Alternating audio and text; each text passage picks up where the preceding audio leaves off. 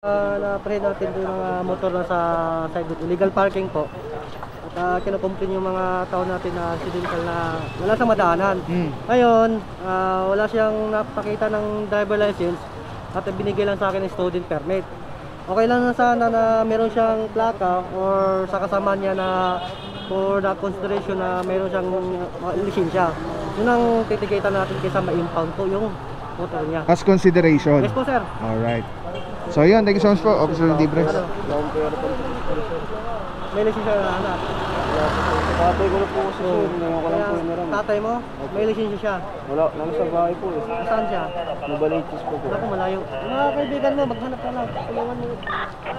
Tulungan mo na lang. Wala lisensya. Ito lang, student. Makitulong na lang. Bagsak na po kasi ako sa student. Hanap ka lang dyan, sir. Plaka po.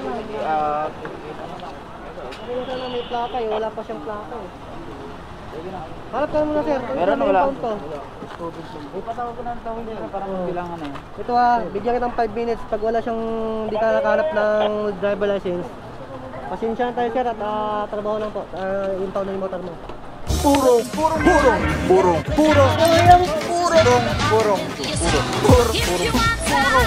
Pagmamahal, purong pagmamahal, purong pagmamahal.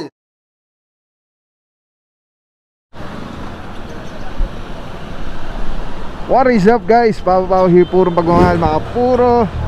Happy morning, Thursday, August 18, 2022. Kasama rin natin TFTTM, Sir Dexter Cardenes. Mga team head natin today, leaders ay sina Officer Cortez, Officer Baguio, Officer Malyari. Sama rin natin ang tropa ng MMDA Seated 1. Mga puro Kalamba, corner Mayon Street. Meron tayong naabutan dito mga motorsiklo, nakaparking sa bangketa, at meron ring isang SUV. So yung mga puro, may mga driver naman, titikitan na lang po sila. Dito po tayo, Lungsod, Quezon. Mayora Joy Belmonte, Vice Mayor Gian Soto. Alright, so yan mga puro, dito naman meron tayong nakita na isang Honda City. Nasa bangketa na rin po siya, nakasampa.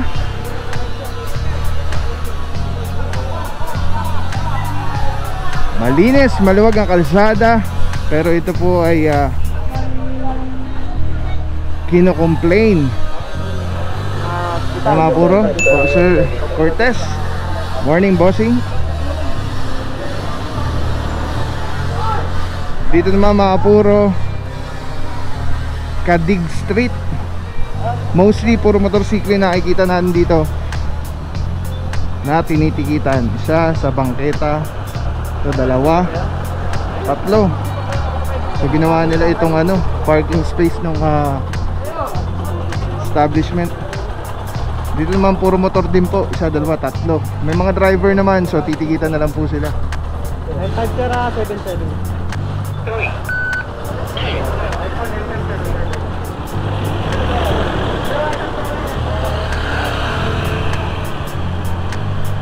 And then mga puro, dito naman merong SUV, hinahanap na yung driver para tikita na lang. Considerate po ang team natin dito sa Quezon City. Dito naman nakasampa rin yung isang sedan. At ayun na nga, merong bumabalik na towing. So mukhang dito merong walang lisensya.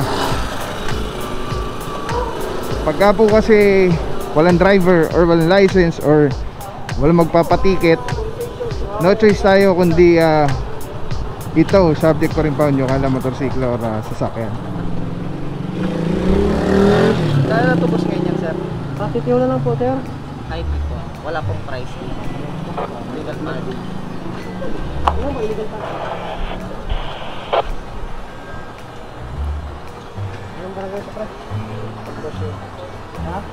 Alright mga puro, so dito tinikita na lang to, tatlong motor. Currently dalawa tinitikitan, hindi na natin alam kung yung isa may lisensya rin.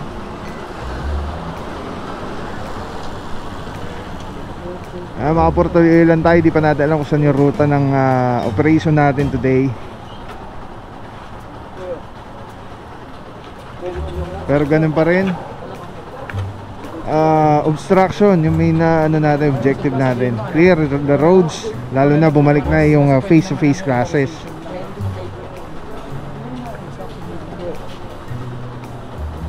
So we are expecting na talagang medyo lolobo yung ano, mga sasakyan sa kalsada.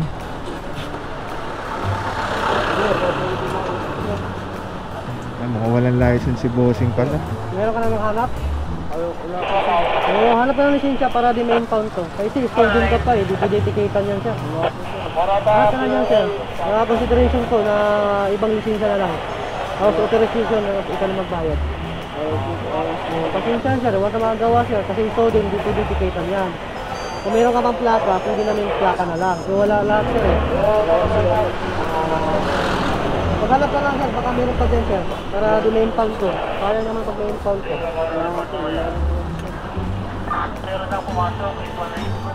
Alright mga puro, tingin natin mukhang wala palang license si bossing yung isang motorsiklo. Meron lang siya student permit.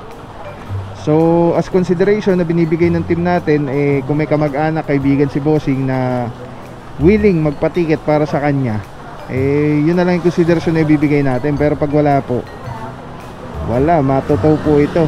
Subject for impound yung kanya motorsiklo. So mga puro yung isa natin kita na. Good morning po, Officer Libre. Saludo bossing TFTTM. Bossing, ang sitwasyon nandito bossing? Parang wala yata ang license yung isa? Sir, as of now at na-try natin yung motor na sa side illegal parking po.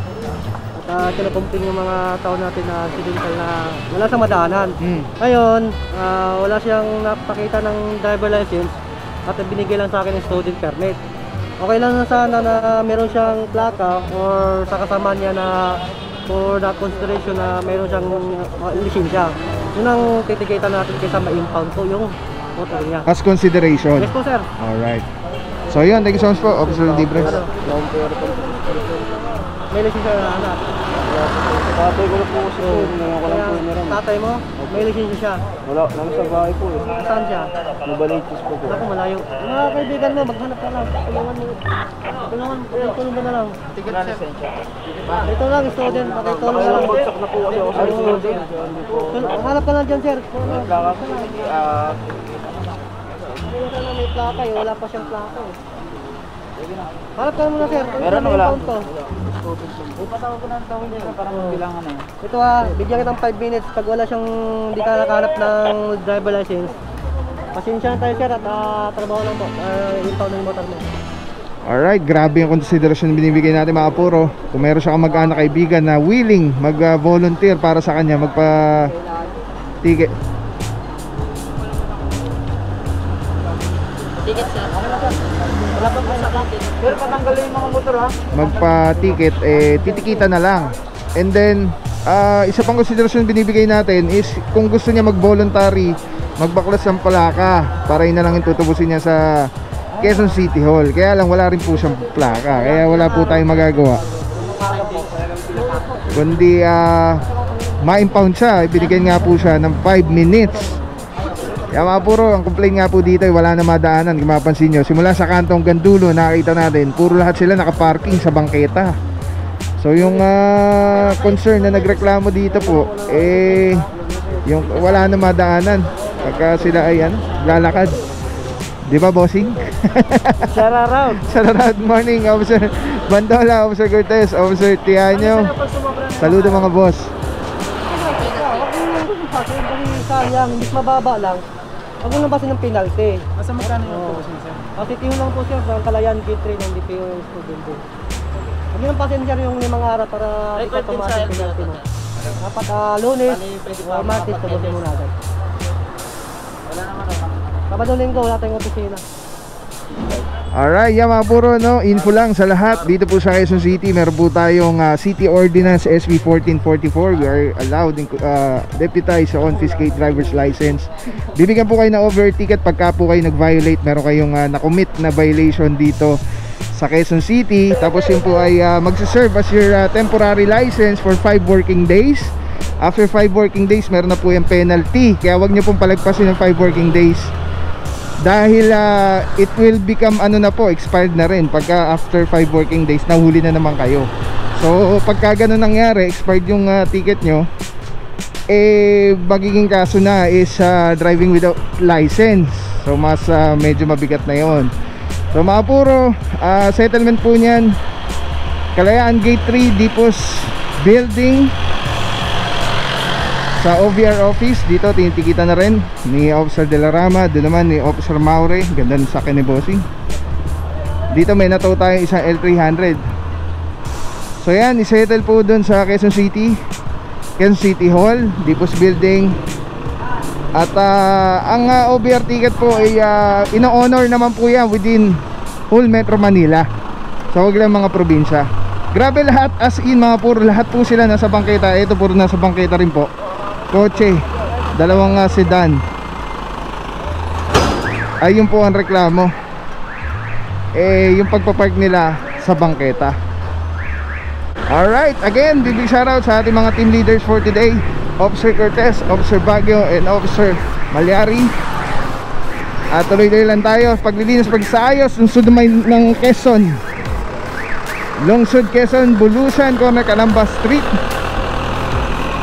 Tignan natin kung ano nangyari dito mga puro. At isasampa na, ito isang motorsiklo. Wala na. Good morning, Officer Pantaleon. Good morning po. Saludo Bossing TFTTM.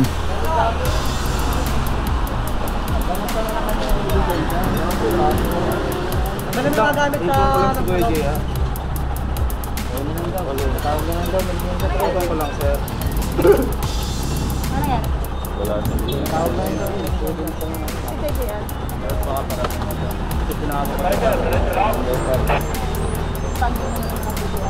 Alright mga puro, lumipas na yung binigay na konsiderasyon ni Officer Libres.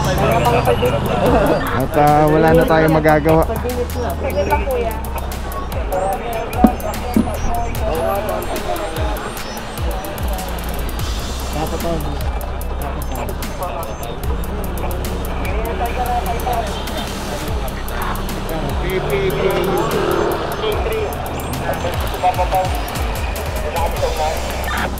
Sir.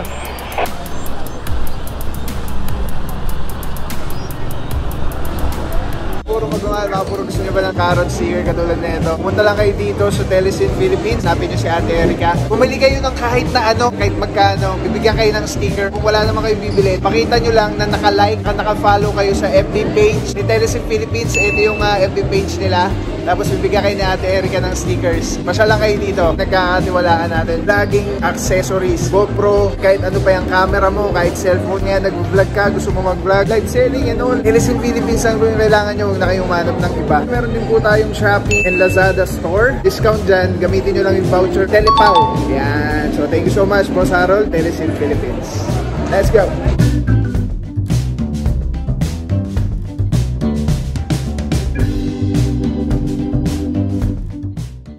Maraming salamat sa'yo. Walang papapaw. So thank you so much sa walang sakong support, tiwala. Wala akong masabi kundi thank you so much. Thank you sa Panginoon at ingat kayo palagi. Again, kung wala akong papapaw. Thank you so much. God bless you. Purong pagmamahal. Thank you so much. God bless.